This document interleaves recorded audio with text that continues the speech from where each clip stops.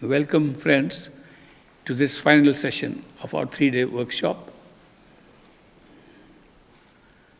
It's time to now recapitulate what have we done during these 3 days. We understood the importance of sitting behind the eyes, going within to find the truth, saw the importance of using repetition of words to concentrate our attention at the third eye center, heard about the importance of the inner sound that can pull us, take us back home. Now it's a matter of practice. There are some things that help us to concentrate our attention. And one of the things is what food we eat. And if we eat the simplest food, it works better. The more simple the food is, the more light the food is, the better our chances of concentrating our attention. Also, every living thing in this universe has a soul, same soul like ours. Animals, plants. Unfortunately, the law of this land, of this planet, is that life subsists on life.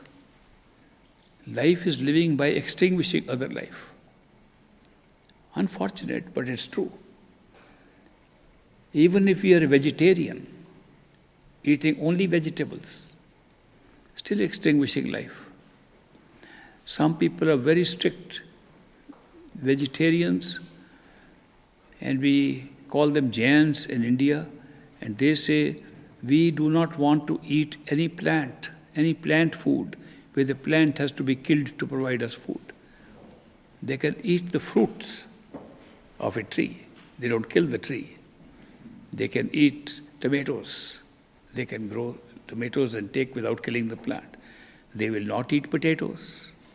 Every time you pull potato out, you kill the plant. To that extent, they are very careful so that their meditation does not suffer from the subconscious effects of extinguishing some life.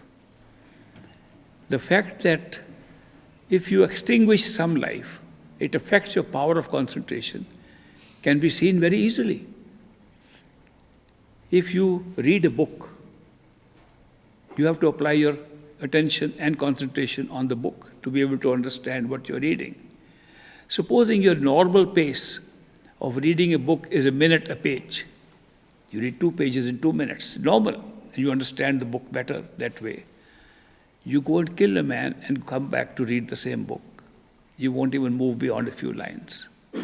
What's happened?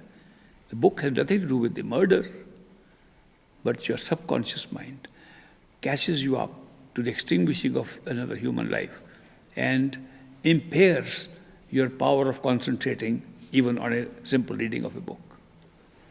If you kill an animal, you kill a goat, a cow, or a dog, or a cat, and try to do this. You can measure the time by a stopwatch, and you will find it takes much longer for you to read the same page, which you could read a minute a page.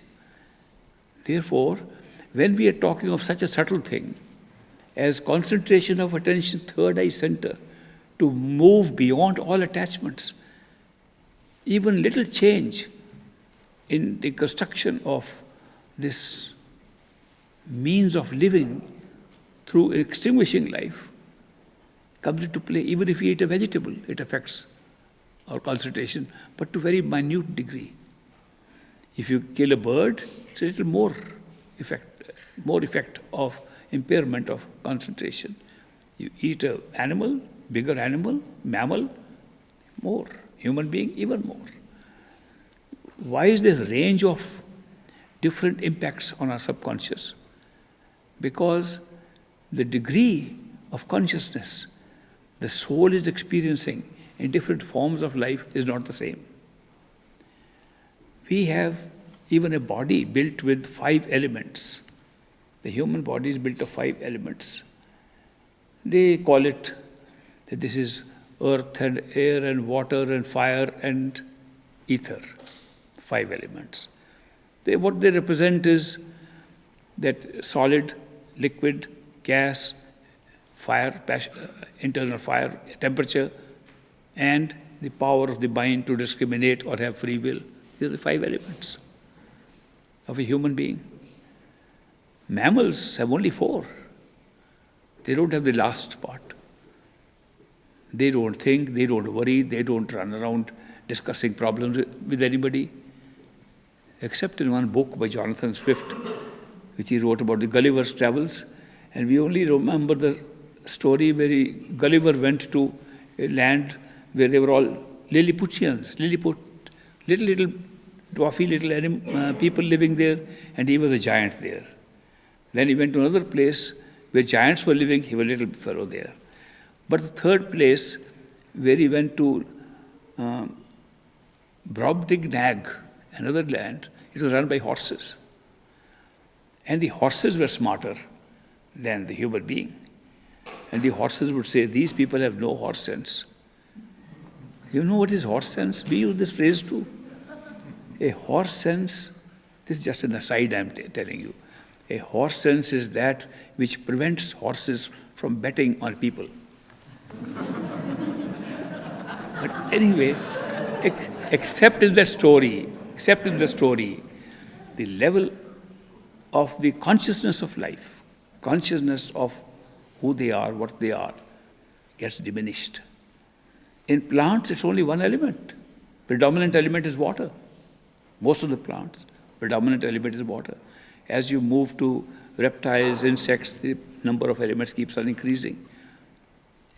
These different elements are used to explain the different degrees of conscious observation and conscious awareness that they have. So when we take a plant, the effect on our power of concentration is commensurate with the life we extinguished. If we keep to the simplest, vegetable life, food life, if our food is confined to vegetarianism, it makes a difference. I had this strange experience with His Holiness Dalai Lama when he ran away from Tibet because the Chinese were imposing the Chinese rule on that autonomous province of Tibet, which had been always autonomous. It was province of China, but autonomous. There were so many hills and mountains, nobody could reach from there. And this was a confined society, most of them following Buddhism, following the teachings of Buddha. And they created the institution of a Lama who could be a teacher of other Lamas. And they called him the Dalai Lama, the leading Lama, the Lama who could teach. So Dalai Lama was the Lama who was teaching, and he had to escape from there because they were going to send somebody from Peking with new communications opened up to rule over Nepal. So he ran and asked for asylum in India. At that time, I had a government job, a territorial district under my control in the mountains, pretty close to, similar to Tibet. In fact, the district touched Tibet on its borders. So very close to Tibet and very much like Tibet. People spoke the same language on both sides of the border. The language of Boti. Boti was spoken in Tibet. Boti was spoken on this side of the border in my district. They decided that I should host Dalai Lama and put him up in a house and take care of him while he is a refugee from Tibet. So I received him in India. I was asked to go incognito. I hid behind a costume like an ordinary tourist. And I visited him as a tourist. He little knew that I had come there to see how he lives, so I could prepare a house. I see what kind of dresses they use, what clothes they use. Then I had to describe to my wife, and we had to rent a number of houses. He and his sisters had come, 2 tutors had come with him, senior tutor and junior tutor who were teaching him meditation. The young man, younger than me, much younger than me. And so he spoke no English. We had to train him to understand a little bit of Hindi and English, Indian language, and English as a foreign language, which we all had learned. And we had tutors for that. We had interpreter to interpret what he's trying to say. In those circumstances, I received him, we housed him, and he became a friend. I had a Land Rover with me, given by government, mostly driven by my chauffeur. But when I used to take Dalai Lama out, I sent the chauffeur home. He said, we have to talk private things. So we would go private and discuss meditation. Because he was being trained to meditate by 2 tutors. He had been trained from childhood. He did regularly 8 hours of meditation. I told him that the food he's eating, which was meat, affects his concentration. And he said, but I don't kill. Buddha said, thou shalt not kill. I said, Buddha made a big mistake. He should have said, thou shalt not kill and shalt not eat what is killed by others. He forgot to write that.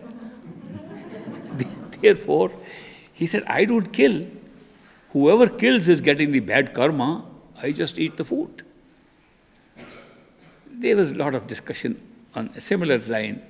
Ultimately, I said that the real test is the test, how does the pudding taste? You can discuss forever and not know it till you taste it. Therefore, the best thing is try 1 month of meditation without any meat and 1 month of meditation with meat. Tell me. He did that, became a vegetarian and gave up meat. The difference was so stark, surprised him. So later on, during his international travels in Zurich, he fell sick and the doctors forced some juice which he didn't like, but he came back and told me, at that time I'd come to the capital, he told me that they had put in animal food in him and he already felt it. The point I'm making is that he had done so much meditation that he could hear his voice and the voice of his thought, of his mind, not at 1 level, 2 levels, up to 8 levels. Only man I've come across that he could keep on watching where the mind is jumping from level to level. Things like that he discussed. And then he found a big change with the diet alone. And he asked me, how do you explain this change? I said, very simple. The level of conscious experiences of different species are different. And we all recognize it. Therefore, vegetarian food and light food will help your concentration. You can just try. It does not mean that just being vegetarian will take you to Sachkhand. That's another mistake people make. I met a Zen Buddhist society in Japan, and they were practicing Japanese Zen Buddhism, and they invited me to talk to them about Buddha's teachings. And I went there, and I talked about the importance of diet in meditation. They said, yes, we are taking the right diet. We take rice. I said, that's very good. They said, we have found out a grain of rice contains all the knowledge. And when we eat a grain of rice, we get enlightened. That surprised me. That here are they practicing some form of Buddhism in which Buddha said everything has to be found inside, and they think it's all contained in a grain of rice. We have twisted these teachings to that extent that the food can make that much difference. Of course it doesn't, but food is useful for concentration of attention behind the eyes. But supposing you are a vegetarian and a glutton and eat so much vegetarian become fat, you are not any different from those who are not vegetarians. The heaviness of the meal is also preventing you the same way. So light meals, vegetarian meals, they will help you. No drugs, no alcohol, they all expand your awareness. Further, they scatter more. Takes longer to get back. Of course, with every extinguishing of life, you get a chance to restore back to your normal level. The time taken for restoring back is different with different species. And that's why I'm explaining very differently the importance of vegetarian food. I'm not saying be vegetarian because it's a nice fad to follow. Or it's a new religion, vegetarianism. A friend of mine who is in this audience right today at my invitation, and I'm very happy he agreed to come here. He and I were working on vegetarianism at one time. And he set up a vegetarian health society in this country. Once I heard he had set up that, I was very happy to come and work for him. That's how I came to America. I came to work for my friend who had set up a vegetarian health society. He encouraged vegetarianism. He declared 20 million vegetarians cannot all be wrong. And he put that out in writing. He explained what vegetarianism is. Many people became vegetarian, and he and I joined in a business to make vegetarian products, which we did. But people began to think vegetarianism is another fad. It's just another religion. Oh, we tired of these kind of things. This is something to do with your diet, something to do to help you otherwise in life. And you are trying to make it into something else.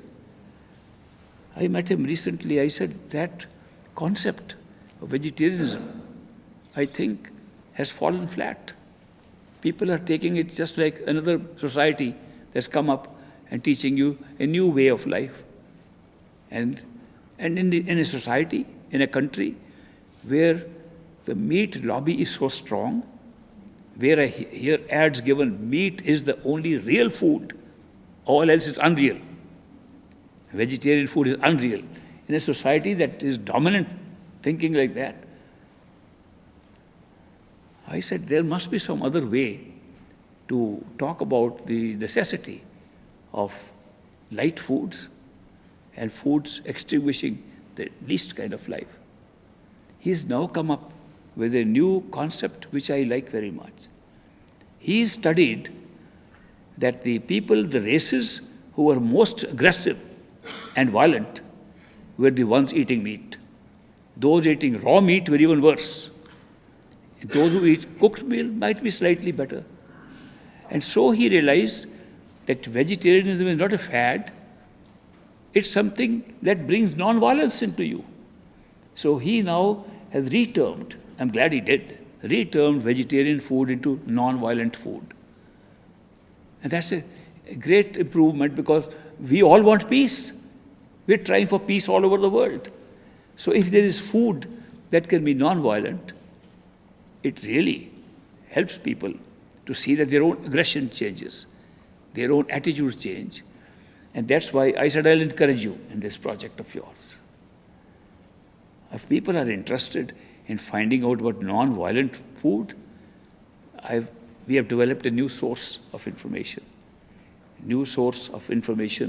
written on the internet and available by personal discussion with a man who happens to be sitting in this audience.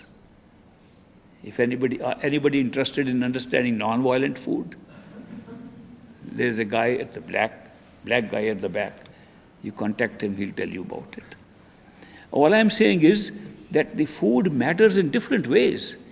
It is not a fad. Those who are doing meditation will find switch to vegetarian food helpful. Secondly, don't overeat. Supposing somebody eats vegetarian food and talks all the time, he is destroying the effect of vegetarian food. He is not holding back any benefit he's getting in his own personality. If somebody is lustful and angry and says, I'm vegetarian, I get angry, but I get vegetarian angry, I don't know. That's an equal disqualification. It's a whole life. You have to take the composite life, integral life as a whole. Is it spiritual or not? The spiritual life requires alteration of a lifestyle in all sides. Be more compassionate, be loving to people. You are soul, you are not mind. All these things come up together and not separately. So that's why I wanted to bring to your notice that if you go into light, non-violent food, it helps in meditation. Now, this is the end of our 3-day workshop. Whatever was learned during these 3 days, let's practice it now.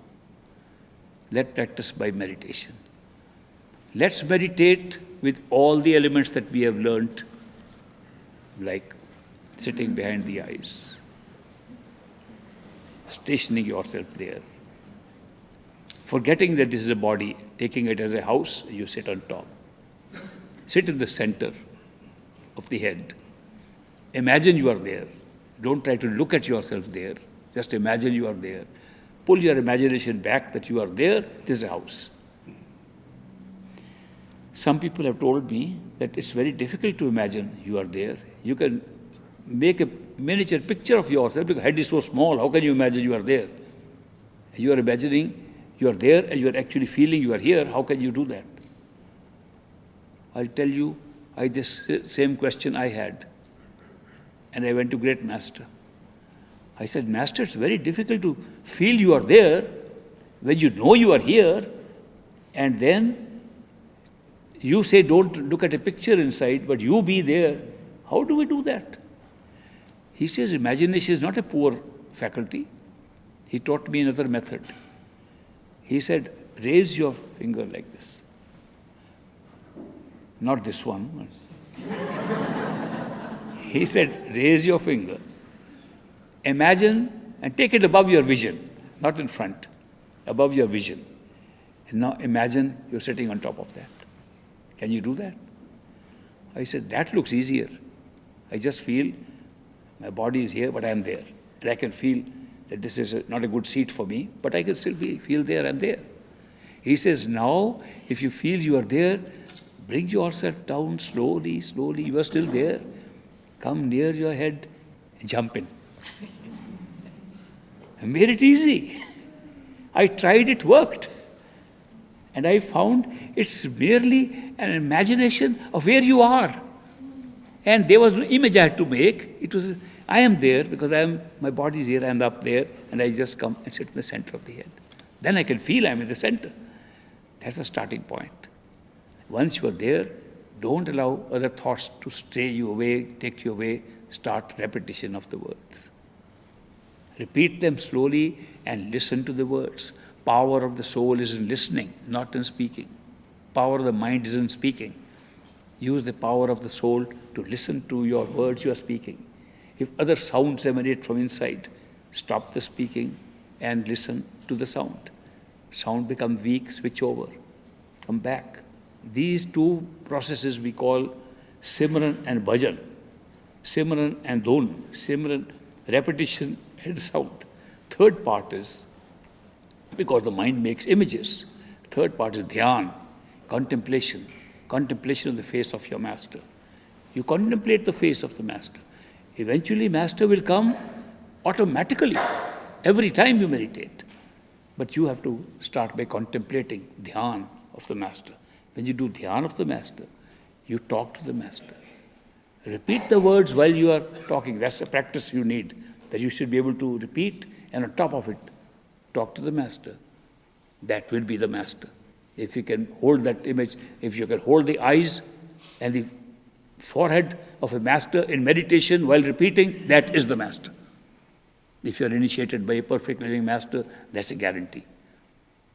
Therefore, once that happens, talk and get answers.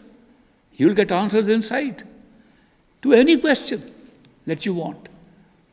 To solve all your problems, lay all the questions there, get all the answers from there, and lead your life with intuition, intuitive knowledge that the master will give you from there. That's real benefit of meditation. Express your love and devotion for the master while in meditation. Do not just sit mechanically. This is not a hot yoga, yoga of obstinacy. This is not that kind of, it's a yoga, Sahaj yoga, yoga of gentleness, relaxed yoga. There's no strength. And when you do this, it's all imaginary. Don't think it's a physical exercise and put all the pressure on your head. There should be no pressure on the head. You imagine you are there, relaxed, no pressure. And don't have to twist your eyes around to look somewhere. These eyes cannot see that. Nor do you need to see yourself. You just have to feel you are there. If you can do that, it will not take too long to make progress and get to the sound. But whatever we have done in this workshop for 3 days is not meant that you repeat this only in the next workshop. It's supposed to be done regularly at your home, every day. If you keep it regular, it's more important to do 5 minutes of meditation regularly every day than 2 hours of meditation once a week. The regularity builds a momentum, and you proceed from where you left off. A gap of several days makes you start from the beginning every time. That's why do it regularly, you'll see the results. Let's close our eyes now in upright position. Follow all these directions. Go to the 6th floor of your house, pull up your nice chair, pull it backwards to the center if it is too forward. Push it back with your feet and sit in the center. Relax there and gradually start repeating the words to prevent other thoughts from coming in.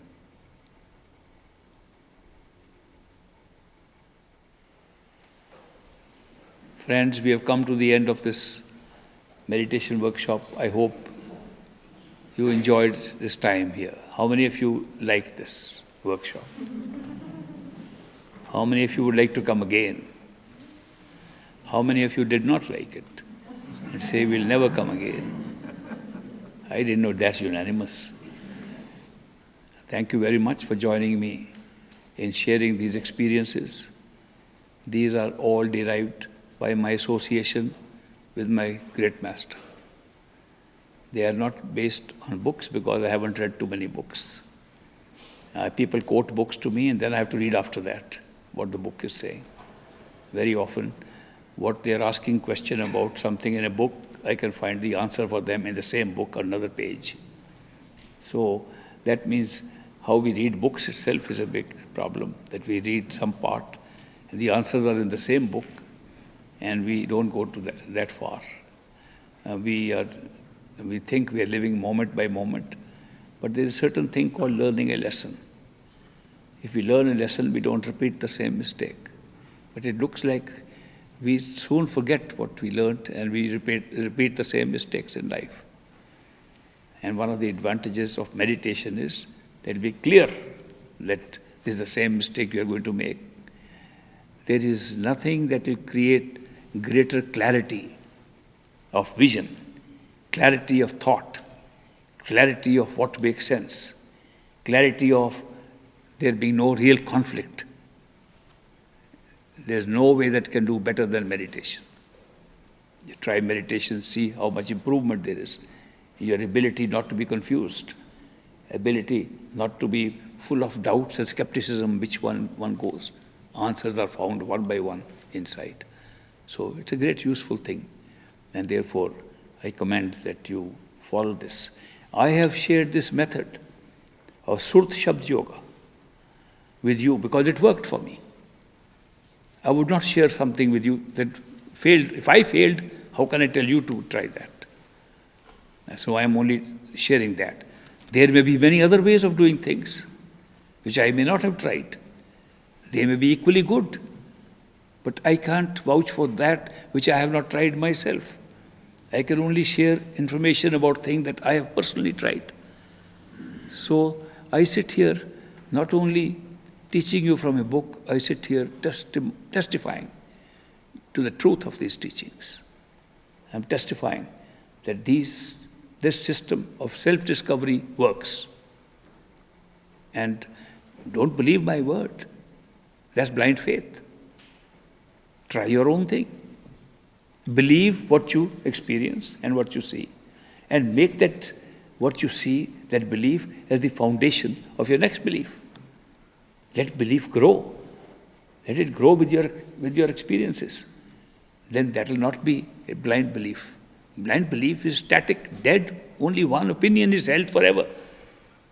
In living faith, living belief, you add on every day with new miracles happening, new understandings coming up, new feelings that you knew it already, that this is right from the beginning you knew. All those revelations open up inside you through meditation.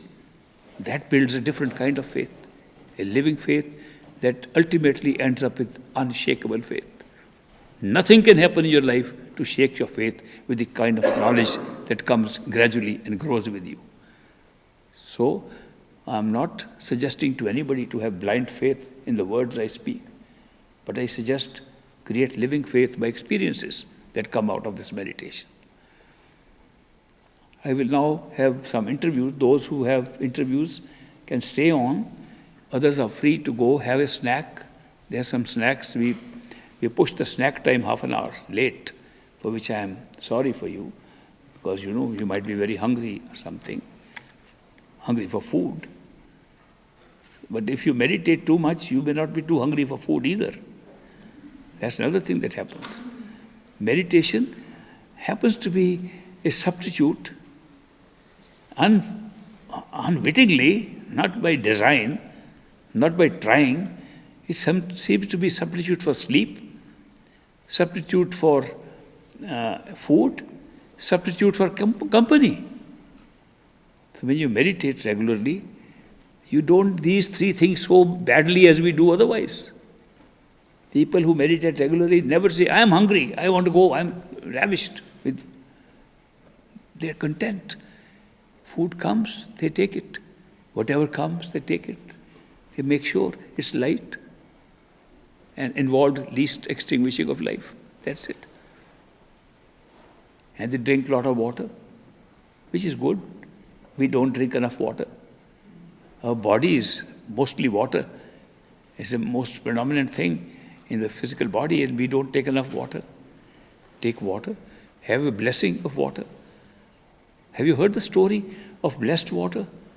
I heard from a saint the other day. People were asking him all kinds of questions.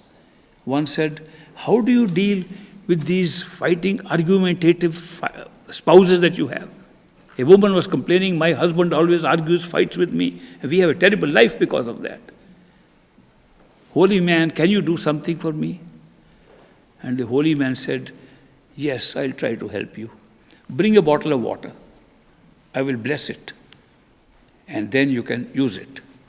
So the woman went and brought a bottle of water, and the holy man put some mantra on it and recited some verses on it and said, here, this is blessed water, take it. And she said, how often do I give it to my husband? Holy man said, it's not meant for your husband. It's meant for you. When your husband argues, take one sip of this water. Keep it in your mouth till he stops. And then swallow. If he starts again, take another sip. He said there'll be no argument and no fight. Such an easy solution by a bottle of water. It has to be blessed. Thank you very much for coming here. And I was very happy to meet so many new friends today. We have some puffed rice, which we call puffed rice prasad. Prasad only means blessed food. I'm invoking the blessings of my master, great master, Hazur Maharaj Baba Sawan Singh, to bless this food. I would have loved to come shake hands with each one of you personally and deliver it. But time prevents me. We won't be able to do the interviews if I do that. So what I am going to do is that those who have never had prasad before, they please come up to me and take the prasad from my hands. All others remember that they took it from me, and we will distribute it, but it will be equally blessed. The quality of blessing will not be different.